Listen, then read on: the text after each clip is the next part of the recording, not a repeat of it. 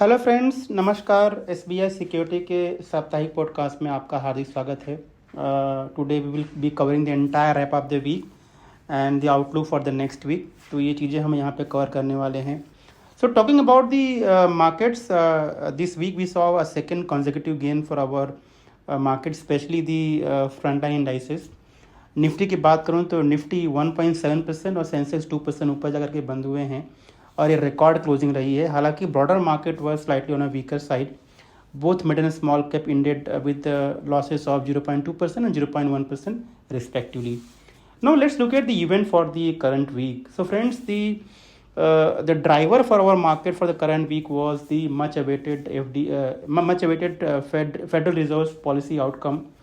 सो जो policy meeting हुई है फेडरल रिजर्व की 18 सितंबर को, उसका रिजल्ट आया था। यहाँ पे एग्रेसिव 50 बेसिस पॉइंट का जो है रेट कट डिलीवर किया गया है बाय यूएस फेड, और ये मार्केट के अनुमान के आसपास ही था। हालांकि द ब्रॉडर कंसेंसस बात कि 25 बिप्स ही कट होगा, but the Fed has deliver 50 basis point rate cuts to 4.75% to 5% benchmark rate अब हो चुका है। और जो आउटलुक है आगे चल कर के, करंट ईयर में भी फेड कह रहे हैं कि 2024 कैलेंडर ईयर में there will be another 50 basis point rate cuts, और CY यानी कैलेंडर ईयर 2025 के लिए 100 बिप्स और 2026 कैलेंडर ईयर में करीब 50 बेसिस पॉइंट का रेट कट होगा। तो दोस्तों, आगे आने वाले समय में for the next 2 years there will be another 200 basis point rate cut is going to happen from the US Fed. So that was the big event for the current week, and that has led to a record closing for our market. यहाँ पे Nasdaq, यहाँ पे डॉ Jones और S&P भी दोनों indices अपने record स्तर पे जाकर के बंद हुए हैं। अपार्ट फ्रॉम दैट, जो वीकली जॉबलेस क्लेम डेटा है वो 2.19 लाख डिक्लेयर हुआ था, और ये मार्केट के अनुमान से कम था। तो कहीं ना कहीं मार्केट, जो यूएस इकोनॉमी है वो भी रिजिलियंट है। तो ये सबको देखते हुए अगर हम बताएं तो इस सप्ताह का मार्केट काफ़ी बढ़िया रहा। हालांकि ब्रॉडर मार्केट में पेन देखने को मिला, but nevertheless India continues to be at the record high. अगर बात करें सेक्टोरल परफॉर्मेंस की दोस्तों, तो यहाँ पे BSE reality, banking index, BSE Power, Auto, Consumer Durables, BSE FMCG, Capital Goods, all these indices have registered handsome gain, with the reality index going up by 4.7%, banking registering 3.5%, BSE Power went up by 3.4%, Auto index registered 2.3% gain. So all these indices have registered a very strong gain. The biggest loser for the current week was BSE IT, which dropped 2.8%, BSE Oil and Gas dropped 1.8%, and BSE PSU index dropped 1.4%. अगर बात करें top gainers की, तो Nifty में जो top gainers रहे हैं यहाँ पे M&M, ICICI bank, Nestle, NTPC, L&T, इन सारे ही स्टॉक में 5% से 7.5% का बढ़त दिखा गया इस सप्ताह के लिए। Where the losers for the current week was mainly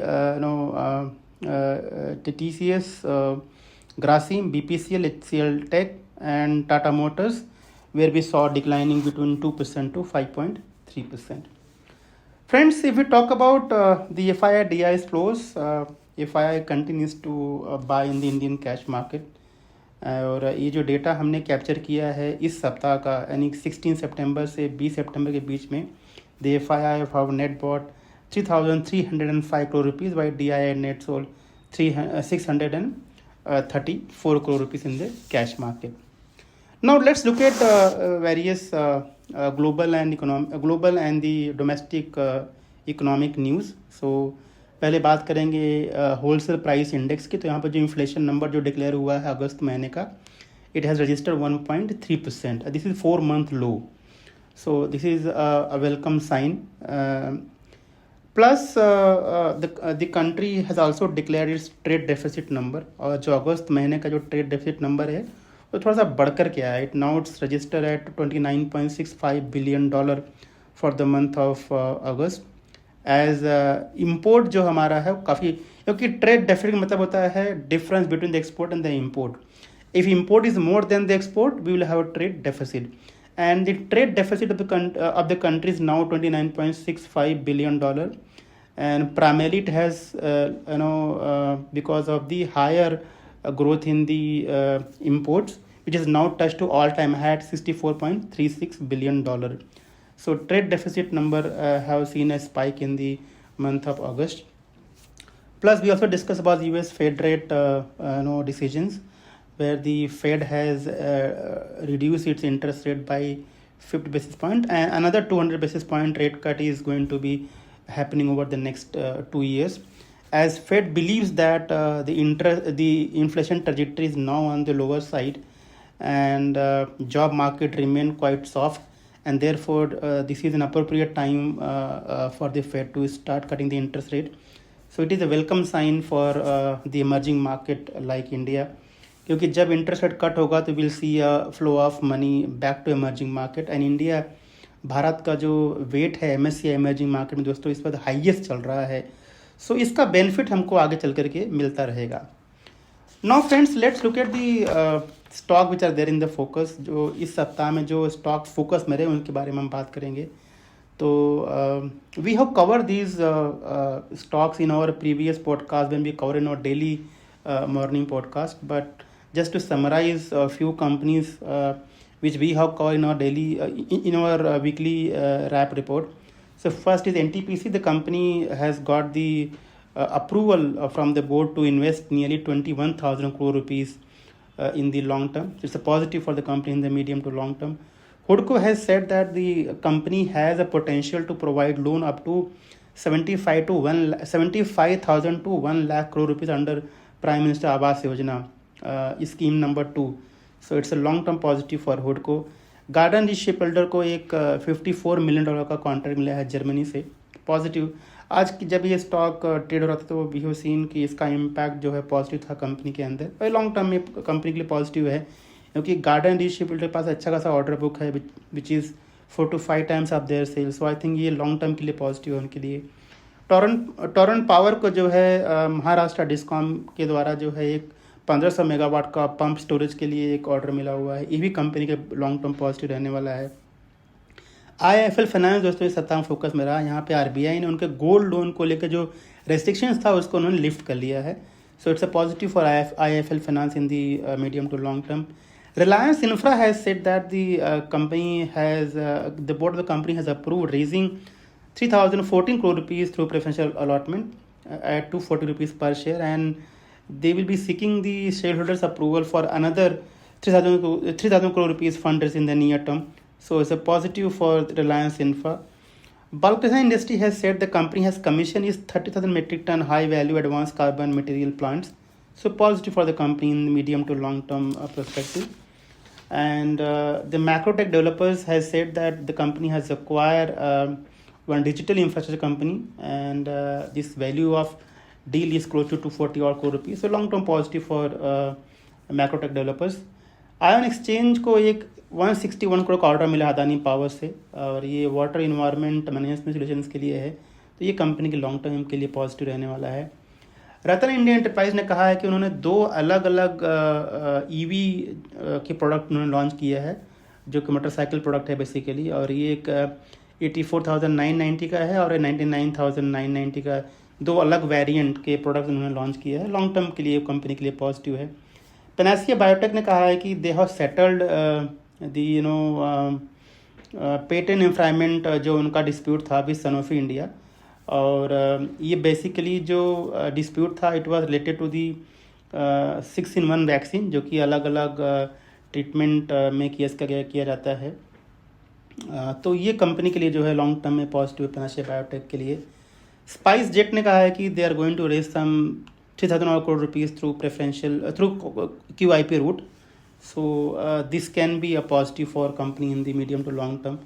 Exide Industry has said that the company has invested another 100 crore rupees in its subsidiary company by way of equity route. So positive for Exide in the medium to long term perspective. और HEG यहाँ focus में था इस सप्ताह में. Company ने कहा है कि कंपनी का जो इन्वेस्टमेंट है पोर्टफोलियो एक्सपांशन के लिए, उनको अब 200 से बढ़ा करके अब 250 करोड़ रुपये कर दिया गया है. तो लॉन्ग टर्म के लिए कंपनी के लिए जो है पॉजिटिव रहने वाला है. तो दोस्तों ये सारी कंपनियां जो है इस सप्ताह में फोकस में रही अपने न्यूज़ के बल पे. आइए बात करते हैं वो कौन से ऐसे स्टॉक्स हैं जिनके ऊपर हमने इस सप्ताह में इस सप्ताह में हमें रेकमेंड किया हुआ है शॉर्ट टू मीडियम टर्म के लिए. So this week we have recommended 4 stocks, 3 in our pick of the day and 1 in our pick of the week. So the stock which were there in the pick of the day were number 1 credit axis ग्रामीण limited. ये हमने recommend किया है 1258 रुपये पे and target is 1409 rupees पर share. So friends, credit axis ग्रामीण limited basically is a microfinance company which basically operates in the states of Karnataka, Maharashtra, Tamil Nadu, MP and Chhattisgarh. Company ने कहा है कि जो कंपनी का लोन बुक है अगले 3 से 4 साल में वो डबल कर देंगे, which means that their AUM is going to grow at 24 to 25% in the 3 to 4 years time frame. Plus, company is also saying that क्योंकि microfinance एक unsecured loan होता है, so to mitigate the risk, company is saying they want to expand the secured book. As of now, the secured book is nearly 3% and the company wants to increase it to 12 to 15% in the short to medium term. So overall outlook looks good for the company और current price पे around 2 times price to book पे company available है as per the Bloomberg consensus book value. So I think this company should do well in the near term. CMP at which we recommended was 125 and target is 1409. Next we have recommended was JK Tires. 447 was the recommended price and target is 492. So JK Tire doesn't need any introduction, friends. It's a leading tire manufacturing company in India, which makes the truck and bus radial tire and radial tire for the passenger car as well. The company has the marquee client base as their OEMs like Maruti, Kia Motors, Tata Motors, Hyundai, JBM Industries, Force Motor, L&T, Action Customization Equipments, TVS, Bajaj Auto, Hero Motor, etc. So it has a long list of market client base. Now why we have recommended this company is number 1, the company derives bulk, that is 60% of revenue from the replacement market, because replacement market offers the better margin as compared to OEMs. At the same time, the company has recently hiked the prices of its tires because we have seen rubber prices going up in the recent time. However, the steel prices, carbon black, the other crude derivative remain stable. तो price rise के risk को mitigate करने के लिए company ने अपने price को बढ़ाया है, अपने टारगेट प्राइसेस को. इसका फ़ायदा उनको मीडियम टू लॉन्ग टर्म में जो है मिल सकता है. प्लस कंपनी अपने टायर को प्रीमियमाइज कर रही है in the segment in which company operates. तो ये भी कंपनी के लिए जो है आगे चल कर के रियलाइजेशन बढ़ाने वाला हो सकता है. और अगर बात करें वैल्यूएशंस की तो company as of current price trading at a price to earning multiple of 10 times. So overall setup is looking good for JK Tyres और हमें लगता है ये कंपनी नियर टर्म में अच्छा परफॉर्म कर सकती है. Third company which we recommended in our pick of the day was NCC limited. This company basically is a construction company which does the construction activities for infra and housing etc. और company के पास strong execution capabilities हैं. मतलब अगर मैं बात करूँ तो इनके पास ट्रैक रिकॉर्ड काफ़ी बढ़िया है एग्जीक्यूशन का. इन्होंने अब तक जो है करीब 490 प्रोजेक्ट्स जो है अलग अलग इंडस्ट्रीज़ में जो है उन्होंने एग्जीक्यूट किया हुआ है. Current order book is 52,000 crore rupees, जो कि उनके Q1 FY25 के एनुअलाइज सेल्स का नियरली 3 times है. तो रेवेन्यू विजिबिलिटी काफ़ी बढ़िया है. Company is saying that for the current year they are going to have the order inflow of 20 to 25,000 crore rupees और मार्जिन जो है 10% के आसपास होगा. 15% का ग्रोथ गाइडेंस दिया है कंपनी ने करंट ईयर के लिए. तो ओवरऑल सेटअप बढ़िया है. रिसेंटली जो बजट अभी गया था वहाँ पे सरकार ने आंध्रा, बिहार इन सभी के लिए अच्छा खासा जो है पैकेज जो है दिया हुआ है उनको. तो वहाँ पे ग्रोथ जो है अच्छा होने की उम्मीद है. डील पाइपलाइन काफ़ी बढ़िया है. करीब 2 लाख करोड़ रुपए का डील पाइपलाइन है जो कि ओपन होने वाला है अगले 12 से 15 महीने में. और वैल्यूएशन भी ठीक ठाक है. 2026 के अर्निंग पे 15 के आसपास ट्रेड हो रहा है P ratio. So I think ये काफ़ी फेवरेबल है कंपनी के लिए मीडियम टू लॉन्ग टर्म में. सो एनसीसी भी believe the company will do well in the long term. जो फोर्थ स्टॉक दोस्तों है, चौथा स्टॉक, वो हमने रेकमेंड किया हुआ है हमारे पिक ऑफ द वीक में, और ये स्टॉक था M&M, Mahindra and Mahindra limited. और अगर मैं बात करूँ इसके की बिजनेस ट्रिगर्स की दोस्तों, तो पहली बात तो क्या है कि this company the leading automobile company OEM in India, जो कि SUVs, commercial vehicle, tractor, farm equipments, ये सब जो है सप्लाई करती है। और जो ट्रिगर जो है आगे नियर टर्म में, वो है कि कंपनी का जो SUV पोर्टफोलियो, इसको एक्सपांड कंपनी कर रही है। और जिस तरह का मानसून रहा है इस साल में, we have seen a monsoon above long term average, तो ट्रैक्टर का डिमांड बढ़ने की उम्मीद है, ट्रैक्टर के बिजनेस में रिवाइवल हो सकता है। तो ओवरऑल सेटअप जो है मीडियम टू लॉन्ग टर्म के लिए बढ़िया लग रहा है कंपनी का। और अभी जो रिज़ल्ट आया है Q1 का, वो काफ़ी बढ़िया है। 11% ग्रोथ जो है सेल्स के अंदर है, प्रॉफिट 23% बढ़कर के आया, मार्जिन में इम्प्रूवमेंट है। और वैल्यूएशन की बात करें तो 2026 के अर्निंग पे ये करीब 27 टाइम्स के आसपास ये ट्रेड हो रहा है। तो हमें लगता है ये company short to medium term में अच्छा करेगी। तो M&M को हमने रेकमेंड किया 2,909 रुपये पे, और टारगेट है हमारा 3,345। सो CMP 2909, target is 3345। So friends, ये 4 स्टॉक हमने इस सप्ताह में रेकमेंड किए थे फॉर आवर इन्वेस्टर्स। एक तो था हमारा क्रेडिट एक्सिस ग्रामीण लिमिटेड, JK टायर्स, NCC, और चौथा हमारा है M&M। लेट्स लुक एट दोस्तों some of the companies who have receive the orders. तो आइए बात करते हैं कुछ ऐसी कंपनी की जिनको ऑर्डर्स मिले हैं सप्ताह में और वो फोकस में थे। तो टाटा पावर को यहाँ पे 400 मेगावाट का ऑर्डर मिला हुआ है। गार्डन जीप शिप बिल्डर ने बताया आपको कि 451 करोड़ का उनको ऑर्डर मिला था। अगर मैं उनका जो $1,000,000 को कन्वर्ट करूँ रुपीज़ करोड़ में, तो ये नंबर उतना आता है। रेल टेल को ऑर्डर मिला था 49 करोड़ रुपीज़ का। पावर मेक प्रोजेक्ट्स को एक 865 करोड़ का ऑर्डर मिला हुआ है। आयोन एक्सचेंज हमने डिस्कस कर लिया कि उनको 161 करोड़ का ऑर्डर मिला था। DCX सिस्टम को यहाँ पे 155 करोड़ का ऑर्डर मिला है। BL कश्यप को 221 करोड़ का ऑर्डर मिला हुआ है। इंडोटेक ट्रांसफार्मर को 43 करोड़ का ऑर्डर मिला हुआ है। और GPT इंफ्रा प्रोजेक्ट को जो 204 करोड़ का ऑर्डर सप्ताह में मिला था। तो दोस्तों ये कुछ कंपनियां जिनको इस सप्ताह में उनके रिस्पेक्टिव बिजनेसेस में जो है वो ऑर्डर्स मिले हैं। अगर मैं नेक्स्ट वीक की बात करूँ, यानी कि अगले सप्ताह में क्या स्थिति बन रही है, what we feel about the next week. So friends, domestic cues उतने नहीं हैं, we don't have much about domestic cues, therefore we will largely depend upon the global cues, whatever is going to happen in the global market. Same thing can be reflected in our market as well, while we will continue to see the stock specific reaction in our market.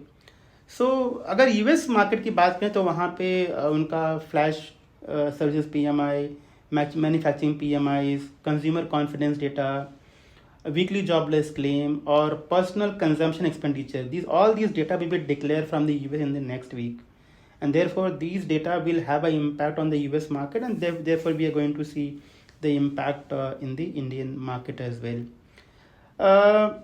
So I think these factors will continue to play out in the Indian market. Investor के perspective से, if we have to recommend some of the sectors that one can look at for the investment in short to medium term, तो हमें लगता है अगर quality companies जो हैं, auto, jewellery, NBFC, railway wagons, private sector bank, chemical, agrochemicals, I think these sectors in the near term should do well, and I think if you find a quality stock in these sectors, try and accumulate for long-term investment perspective. Friends, for more details on our weekly wrap, I think I would request you to read our report which is there on our website, where we also covered our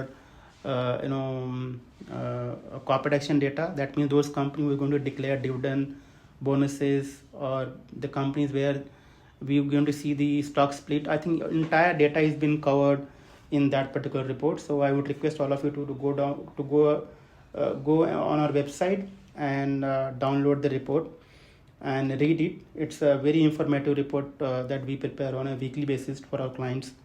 So friends, ये था हमारा इस सप्ताह का weekly rap podcast. हमें सुनने के लिए बहुत बहुत धन्यवाद, and I wish you all the best for trade for the next week. Thank you. Investment in securities market are subject to market risks. Read all the related documents carefully before investing.